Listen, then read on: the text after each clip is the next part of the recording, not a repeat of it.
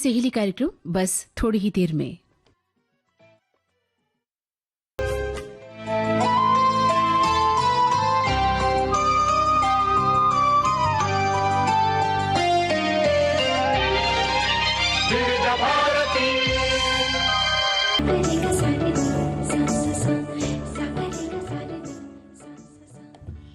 सखी सहेली कार्यक्रम सुनने वाली सभी सखियों और सखाओं को हमारा प्यार भरा नमस्कार। मैं हूं मंदाकिनी जोशी और मेरे साथ बैठी हैं चंचल वर्मा। मेरा भी नमस्कार सभी सुनने वालों को जी। और बताते हैं कि आज किन बातों पर हम चर्चा करेंगे, कौन कौन से विषय हैं आज के कार्यक्रम में। सही बात है, तो बताना तो है। आपने श्रोताओं से हालचाल भी नहीं पूछा। आज खास दिन है, श्रोता आपसे उम्मीद लगाए बैठे हैं कि भाई हमारे खास आवाज आ गई है चंचल की, तो बताइए श्रोताओं को कैसे तो है वो। आपकी भी बड़ी खास है। आज हम बात करेंगे मांड गायिका अल्लाह जलाई बाई के बारे में, और साड़ी पहनने के जो शौकीन है, और जो हमारा एक नया ये शुरू हुआ है एक सेगमेंट। हाँ, नया सेगमेंट जिसमें हम साड़ियों के बारे में बात करते हैं। तो आज कांजीवरम साड़ी की बात क्या करते हैं। बात है, क्या बात है। पिछली बार भी आप बहुत खूबसूरत साड़ी को लेकर आई थी, बनारसी साड़ी बड़ी भारी साड़ी होती है, बिल्कुल उसी से मिलता जुलता सा कुछ ये है कांजीवरम साड़ी। इसके बारे में जी बिल्कुल। और इसके अलावा क्या बात करेंगे हम? इसके अलावा कहीं छोटी मोटी बहस हो जाती है, छोटा मोटा सा, और कई बार ये छोटी सी जो बहस होती है बड़ा झगड़ा ना बन जाए, इस बारे में हम बात करेंगे। और झगड़े की बात फिलहाल छोड़ते हैं, बात करते हैं प्यार की, मोहब्बत की, इश्क की बात करते हैं। आज है वैलेंटाइन डे, तो सभी को शुभकामनाएं। और हम इस दिन को मना रहे हैं। वैसे तो हर दिन प्यार का दिन है, प्रेम का दिवस है। हाँ। हर दिन हमें एक दूसरे से प्यार होना चाहिए।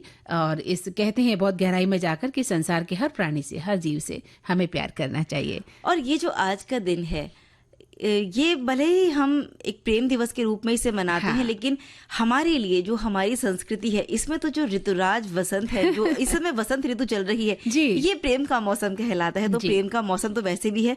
और जो प्रेमी युगल है उनके लिए तो भाई फरवरी का महीना प्यार का महीना ही होता है, क्योंकि ये वसंत का महीना भी है और इसी में वैलेंटाइन डे भी आता है। यहाँ कह सकते हैं हम कि मौसम भी बड़ा मीठा मीठा सा होता है, हर जगह प्यार का रंग घुल जाता है। माहौल खुशनुमा हो जाता है। और इस महीने में क्या होता है कि हर शख्स जो है प्यार के रंग में रंगावा दिखता है। हाँ। और आज के दिन तो खास तौर से जो हमारी युवा पीढ़ी है ना, उनमें वैलेंटाइन डे का रंग कुछ ज्यादा चढ़ा हुआ है।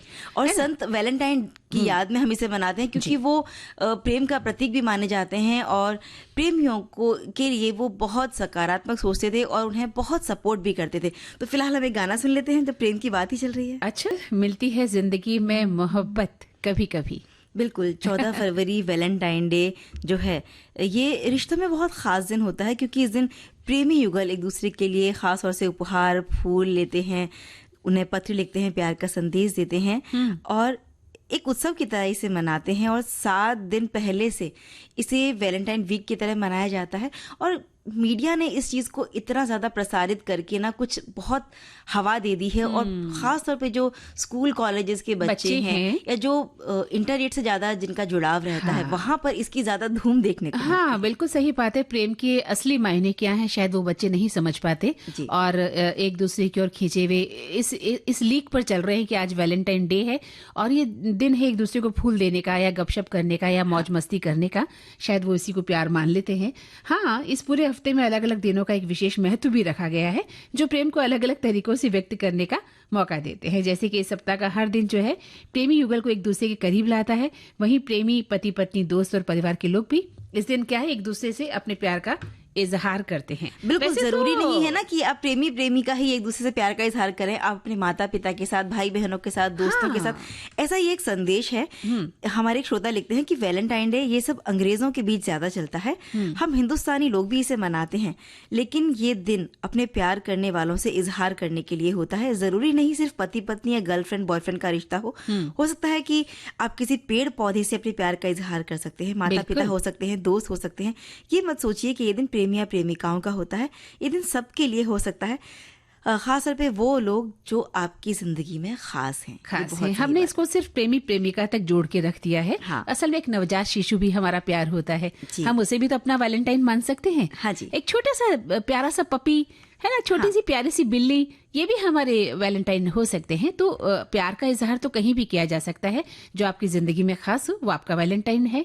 और हम बात कर रहे थे कि 7 दिनों को या कुछ दिनों को खास तौर से सेलिब्रेट किया जाता है। तो 7 फरवरी को जैसे रोज डे हम मनाते हैं, 8 फरवरी को प्रपोज डे होता है, 9 फरवरी को चॉकलेट डे है, 10 को टेडी डे है, 11 को प्रॉमिस डे के रूप में मनाया जाता है, 12 फरवरी को हग डे यानी गले लगना एक दूसरे से, हाँ। और 13 फरवरी को भी हम इसको एक किस डे के रूप में मनाते हैं, चुंबन देने के तरीके को हम मनाते हैं। और 14 फरवरी जो कि आज है वैलेंटाइन डे, जहां हम प्यार एक दूसरे से अपने प्यार की बात पहुंचाते हैं, एक दूसरे से अपनी बात कहते हैं। हमारे एक श्रोता लिख रहे हैं कि 14 फरवरी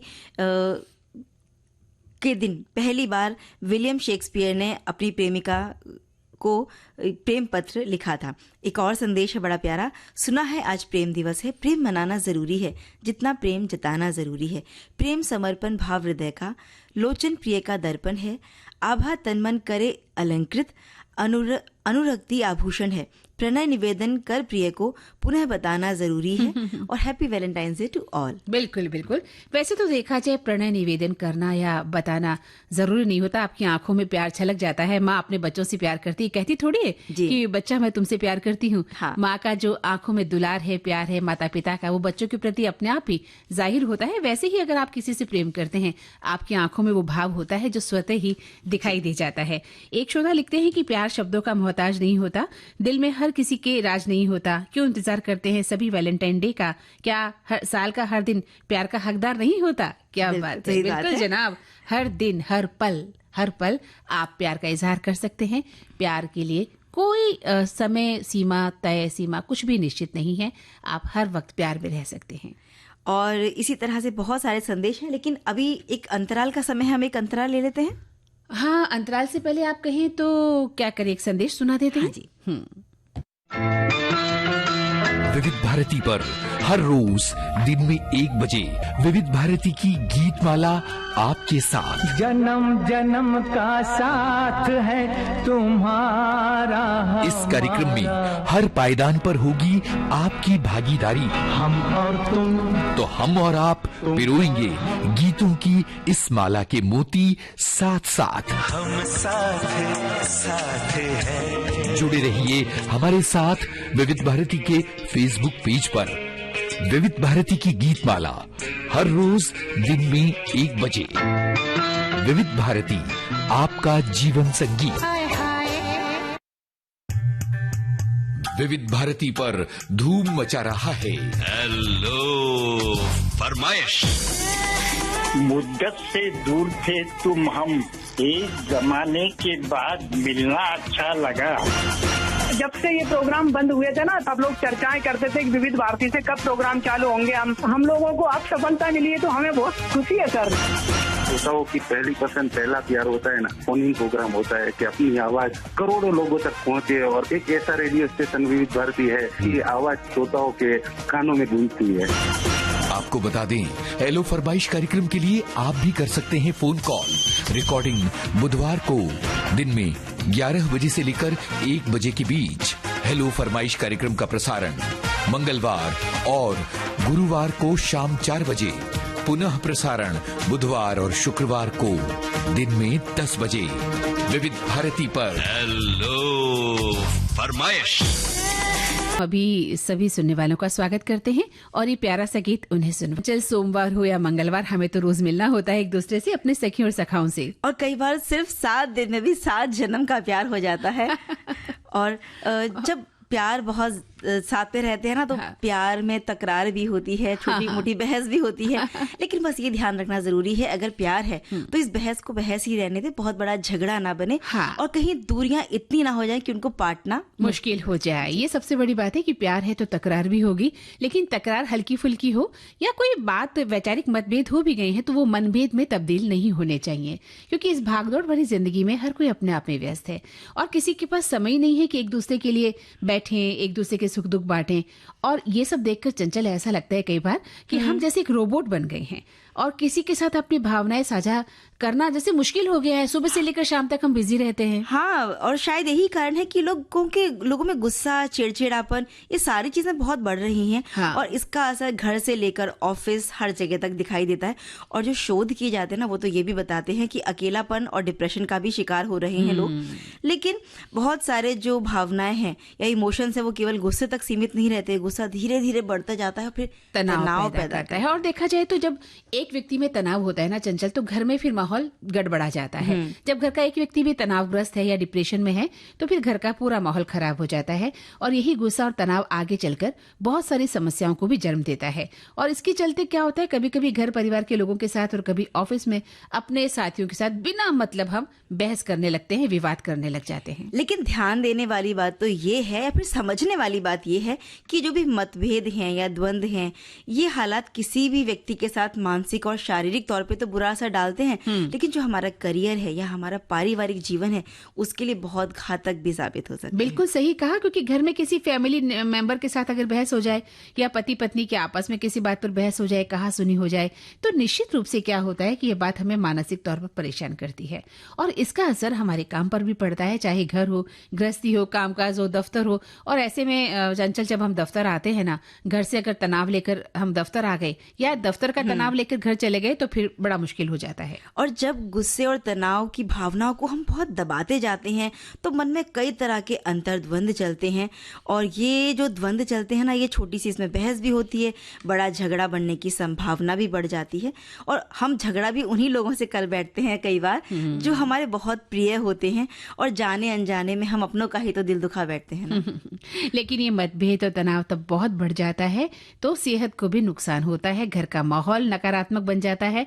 और किसी भी बहस, झगड़ा या मतभेद की सबसे बड़ी वजह क्या होती है? आपका ईगो, जिसे हम अहम कहते हैं, यानी एक दूसरे के साथ अहम का टकराव।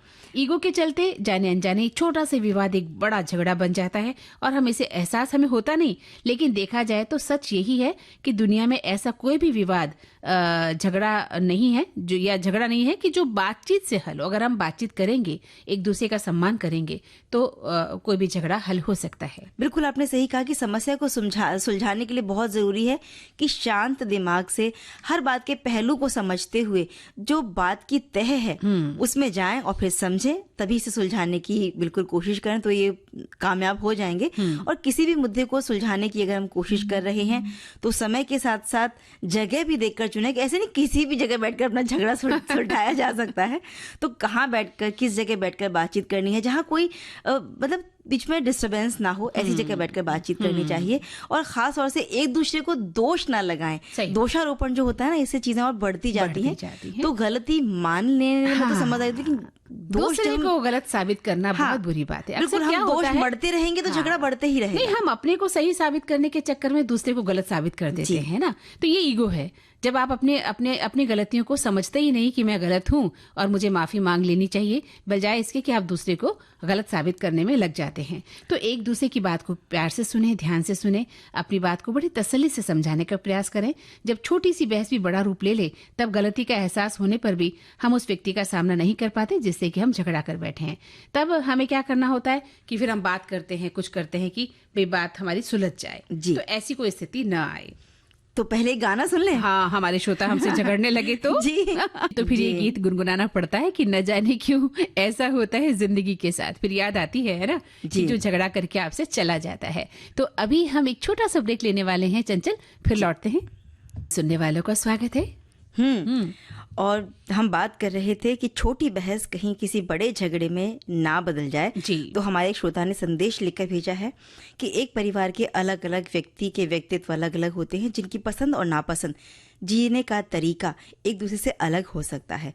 कई बार उनके बीच वैचारिक मतभेद भी हो जाते हैं। इस कारण से परिवार के सदस्यों में अनबन होना बड़ी सामान्य सी बात है, लेकिन परिवार में लड़ाई झगड़ा होना एक आम बात है। हद से ज्यादा भी अगर ये होने लगे तो कलह होने लगते हैं।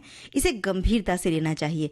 अक्सर बड़े होते बच्चों को अपने भाई बहनों या परिवार के साथ अन्य सदस्यों से भी बहस हो जाती है। पति पत्नी के बीच भी लड़ाई झगड़ा होना, बहस होना, ये सामान्य बात है।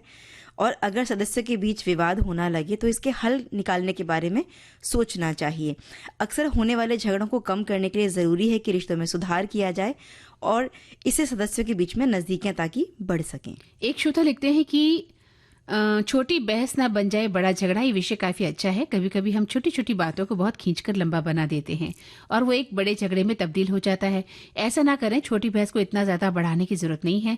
अगर आपके बीच कोई छोटी मोटी बात हो भी जाती है तो हो जाती है, इसको सुलझा लें जल्द से जल्द। ये नहीं कि बात करना बंद कर दें या उस बात को आप लंबा खींचते हैं तो आगे जाकर वो बड़े झगड़े में तब्दील होकर आपके रिश्ते पर भी बुरा असर डालती है। और हम बात कर रहे हैं कि भाई झगड़ा या मनमुटाव जो भी है उसे मना के बातचीत करके खत्म करना है। तो मनाने के जो तरीके हैं उनमें बड़ा अच्छा तरीका होता है। जब बच्चे रूठ जाते हैं, पति रूठ जाते हैं, तो महिलाएं क्या करती हैं, उनकी मनपसंद का खाना बनाती हैं। और जब पत्नी रूठ जाती है या बहन रूठ जाती है तो भाई या पति क्या करते हैं, अपनी पत्नी के लिए, बहन के लिए उपहार ला देते हैं। और उपहार के तौर पर साड़ी, अरे ये हर महिला को बड़ा बात है। तो फिर कांजीवरम साड़ी अगर गिफ्ट में मिल जाए ऐसे में तो हमारी बल्ले बल्ले हो जाती है। बिल्कुल। और पता है आज हम कांजीवरम सिल्क साड़ी के बारे में बहुत सारी बातें करने वाले हैं। अरे वाह। और कांजीवरम सिल्क साड़ी जो है भारतीय संस्कृति और परंपरा की ऐसी धरोहर है मंदाकिनी जी, जो देश भर में अपनी अनूठी पहचान रखती है। इसे भारत की सबसे प्राचीन और खूबसूरत साड़ियों में गिना जाता है। तमिलनाडु के कांचीपुरम शहर में तैयार की जाने वाली ये साड़ी न सिर्फ अपनी बेहतरीन तकनीक के लिए बल्कि शिल्पकारी और टिकाऊ गुणवत्ता के लिए भी प्रसिद्ध है। और ये सारी बातें हमारे श्रोताओं ने भी लिखकर हम तक पहुंचाई। बिल्कुल सही कहा, क्योंकि कांजीवरम साड़ी है और सब जानते हैं कि कांजीवरम साड़ी की विशेषताएं क्या क्या होती हैं। इसका नाम सुनते ही साड़ी प्रेमियों के चेहरे और आंखों में चमक आ जाती है, जैसे इस समय मेरी और चंचल की आंखों में चमक आ गई है। दक्षिण भारत की बुनाई में घुलती सोने चांदी की चमक, परंपरा और शिल्प की अद्भुत कारीगरी होती है। बस यूं समझिए कि दक्षिण भारत की शान है कांजीवरम साड़ी। कांजीवरम, कांचीवरम, कांचीपुरम, ये बहुत सारे अलग नाम हैं इसी साड़ी के। और क्योंकि ये कांजीवरम सिल्क साड़ी जो है तमिलनाडु के शहर कांचीपुरम के पारंपरिक सिल्क से तैयार किया जाता है, इसी की वजह से इसका नाम कांचीपुरम साड़ी या कांचीवरम साड़ी भी कहा जाता है। हालांकि ज्यादातर जगह पर कांजीवरम साड़ी के नाम से ही जाना जाता है। बिल्कुल सही कहा। और इन साड़ियों के जो मटेरियल होते हैं वो टिकाऊपन की वजह से ये विश्व प्रसिद्ध और लोकप्रिय होती हैं। इन साड़ियों को आज भी कारीगर हाथ से तैयार करते हैं, जिसकी वजह से कांजीवरम साड़ियों की जो क्वालिटी है वो बेहतरीन होती है। और कहते हैं कि इन साड़ियों का जो इतिहास है वो 400 साल से भी ज्यादा पुराना है।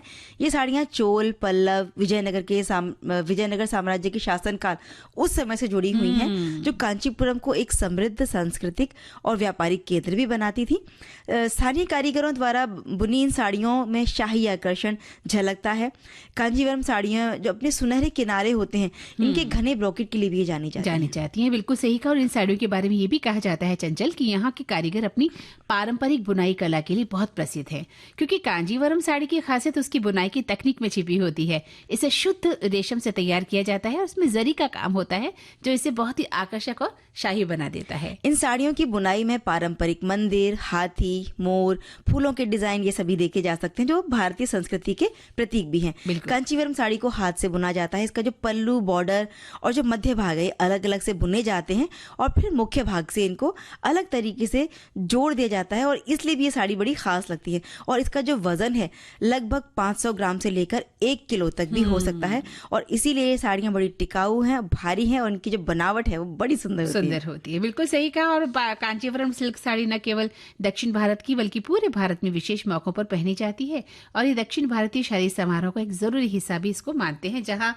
दुल्हन परिधान में सबसे इसे खास माना जाता है, क्योंकि इसकी चमकदार रेशमी बनावट और जरी वाला काम इसे खास अवसरों के लिए सबसे उपयुक्त बना देता है।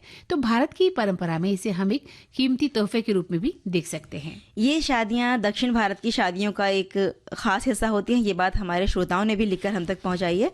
और ये साड़ी असली है कि नहीं, इसकी पहचान करना भी एक कला है। जो असली कांजीवरम साड़ी है इसमें हमेशा शुद्ध शहतूत रेशम से ये बनी हुई होती है, और इसकी जो जरी है वो भी शुद्ध सोने और चांदी के धागों से बुनी जाती है।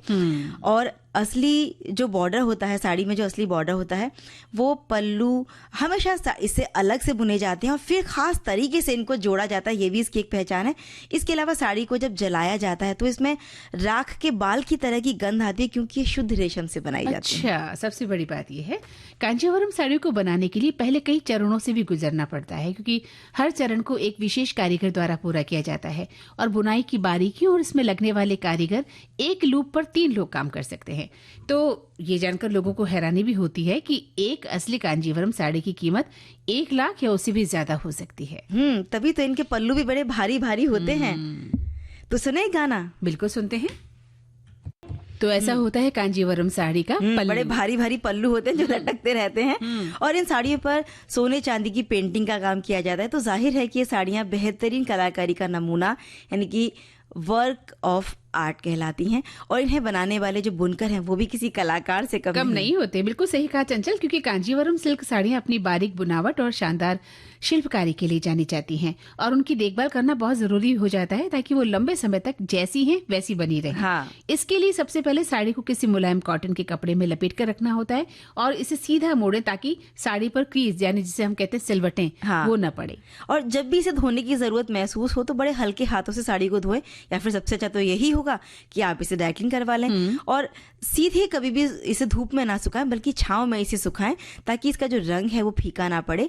और क्योंकि ये साड़ियाँ बहुत कम पहनने में आती हैं, तो नियमित रूप से आप इसे हवा लगाएं या धूप लगाएं वो भी ज़रूरी है ताकि इनकी जो चमक है और मजबूती है वो बनी रहे और जो गंध आ जाती है रखे रखे वो भी ना आए। और छोटे छोटे कीट भी लग जाते हैं साड़ियों में जो छेद कर देते हैं।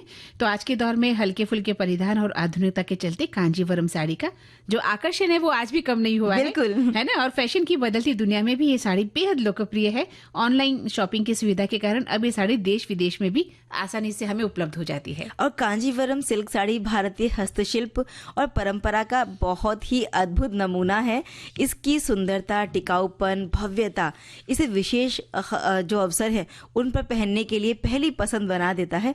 और जिन्हें साड़ी पहनना पसंद है वो तो बिल्कुल इसे अपनी वार्डरोब का हिस्सा बनाना चाहते होंगे और इससे बेहतर क्या हो सकता है उनके बिल्कुल लिए। हमारे श्रोता लिखते हैं कि कांजीवरम बेहद ही खूबसूरत और महंगी साड़ियां बेंगलुरु जब गई थी तो मैं भी कुछ साड़ियां अपने कलेक्शन में जोड़ आई थी। वहाँ के दुकानदार ने बताया कि हमारे लिए कांजीवरम सिर्फ साड़ी नहीं होती, ये हमारी संस्कृति है, हमारी रीति है। जैसे सोने की जेवर जरूरी होते हैं वैसे हमारे लिए बहू बेटियों को साड़ी देना जरूरी होता है। वैसे ही ये बेहद ही महंगे हैं लेकिन अब कुछ सस्ते दाम में भी आमजन के लिए उपलब्ध है।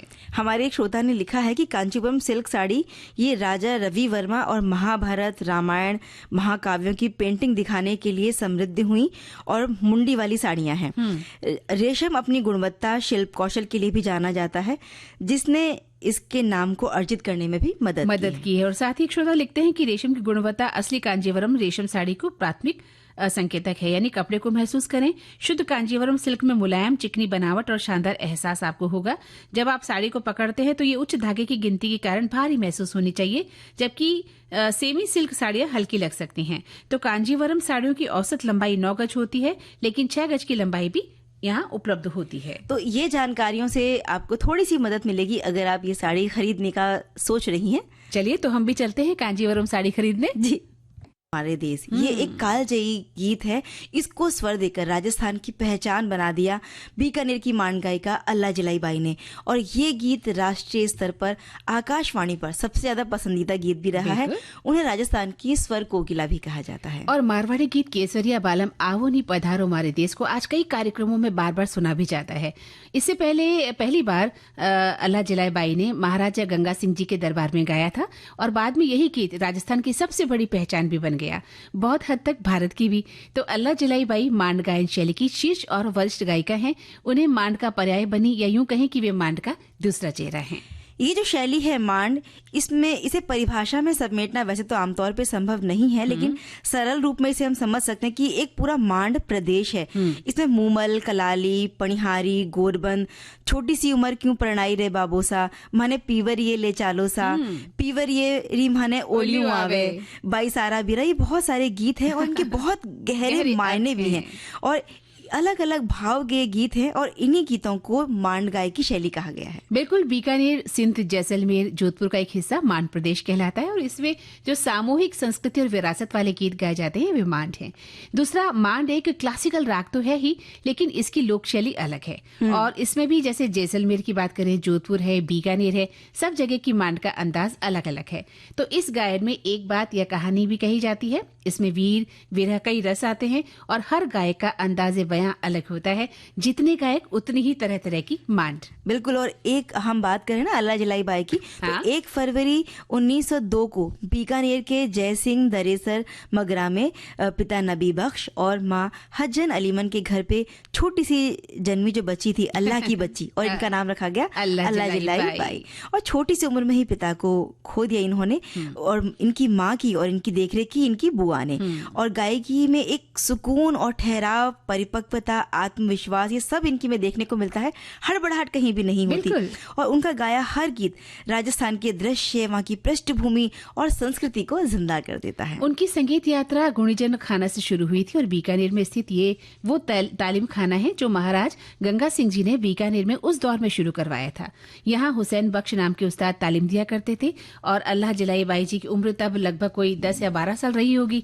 खेलते खेलते वो भी मारवाड़ी लोकगीत गुनगुनाती रहती थी। उन्हें हुसैन बख्श साहब ने सुना और गुणीजन खाने में अपने साथ ले गए और उन्हें गाना सिखाना शुरू कर दिया। और जब वो करीब 12 साल की छोटी सी ही उम्र थी, बस उसी समय उन्होंने वो गाने लगी और महाराजा गंगा सिंह जी के दरबार में इसी छोटी सी उम्र से प्रस्तुति भी देने लगी। गंगा सिंह जी जब भी किसी युद्ध के लिए जाया करते थे, खास युद्ध के लिए, तो जाने से पहले अल्लाह जलाई बाई जी से मांड सुनकर जाया करते थे और वो इतना खूबसूरत गाती थी, लगता था कि बस मांड का दौर चलता ही रहे। रात की रात गुजर जाती थी लेकिन महफिल है वो समापन की तरफ नहीं बढ़ पाती थी और बीकानेर रियासत के हर हंसी खुशी त्योहार के मौके पर उनका गायन तो प्रस्तुत होना जैसे जरूरी हो गया था। बिल्कुल, और महाराजा गंगा सिंह जी के समय के एक IAS अधिकारी थे, उन्होंने अल्लाह जलाई बाई को रेडियो पर परिचित करवाया और इस तरह से वे ऑल इंडिया रेडियो की एक ग्रेट आर्टिस्ट की सूची में शुमार हो गई।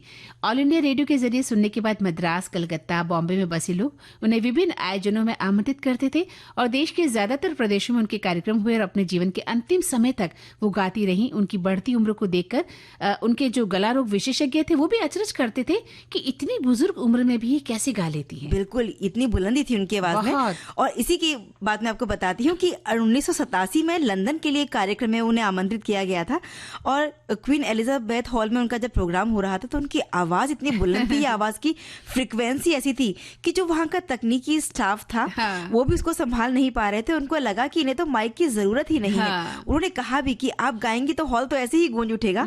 और उनका ये गायन बेहद सफल भी रहा और उनके जो सुनने वाले थे उस हॉल में उनकी आंखें नम हो गईं।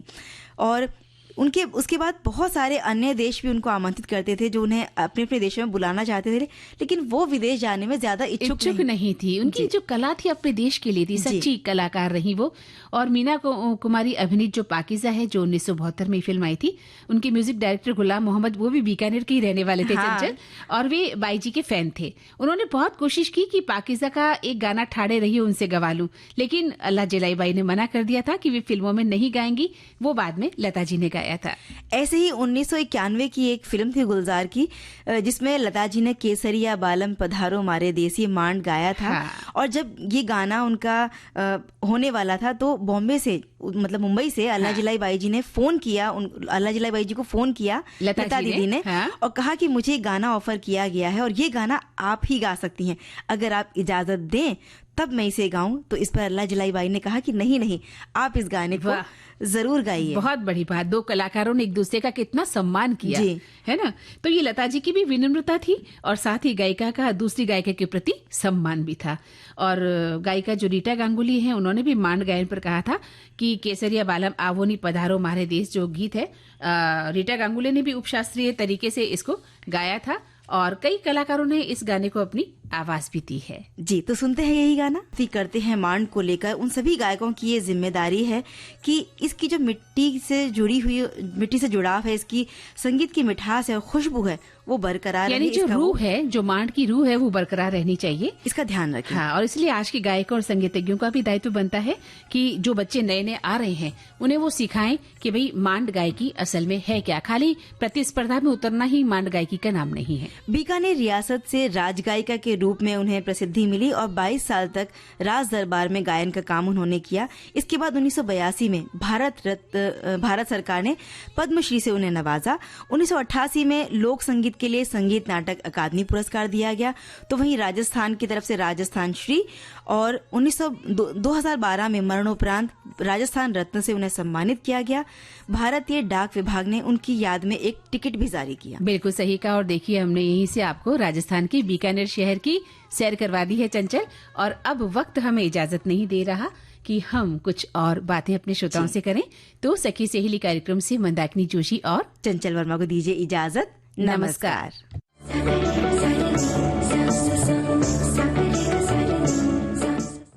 इस कार्यक्रम की प्रस्तुत करता है अनुश्री पाठक। सखी सहेली